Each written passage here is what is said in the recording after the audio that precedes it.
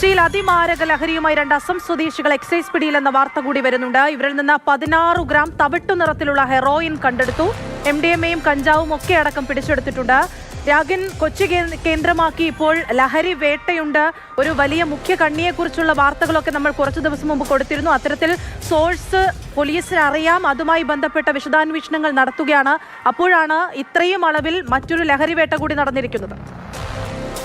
ലഹരിവേട്ട തന്നെയാണ് ഇതുമായി ബന്ധപ്പെട്ട് ഇപ്പോൾ നടന്നിരിക്കുന്നത്. കഴിഞ്ഞ ദിവസങ്ങളിലൊക്കെ തന്നെ വലിയ തോതിലുള്ള ലഹരിവേട്ട പോലീസാണെങ്കിലും ബന്ധപ്പെട്ട വിഭാഗങ്ങളാണെങ്കിലും നടത്തുന്നത്. ഇത് എക്സൈസ് ആണ് പിടികൂടിയിരിക്കുന്നത്. ഇപ്പോൾ കാക്കനാട് വാടക കെട്ടിടത്തിൽ നിന്നാണ് അസം സ്വദേശികളായ കമ്പത്തൂർ ഭായ് എന്നറിയപ്പെടുന്ന ജഹീദുൽ ഇസ്ലാം, അതോടൊപ്പം തന്നെ റംസാൻ അലി എന്നിവർ എക്സൈസ് പിടിയിലായിട്ടുള്ളത്. തവിട്ട് നിറത്തിലുള്ള ചൈന വൈറ്റ് വിഭാഗത്തിൽപ്പെടുന്ന അതിമാരക മയക്കുമരുന്ന് എന്നതാണ് എക്സൈസ് സംഘം വ്യക്തമാക്കുന്നത്. വീര്യം കൂടിയ മയക്കുമരുന്നാണ്.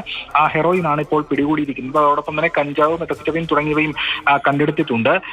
2,80,000 രൂപയും ഇവരിൽ നിന്ന് പിടിച്ചെടുത്തു. സ്മാർട്ട് ഫോണുകളും പിടിച്ചെടുത്തിട്ടുണ്ട്.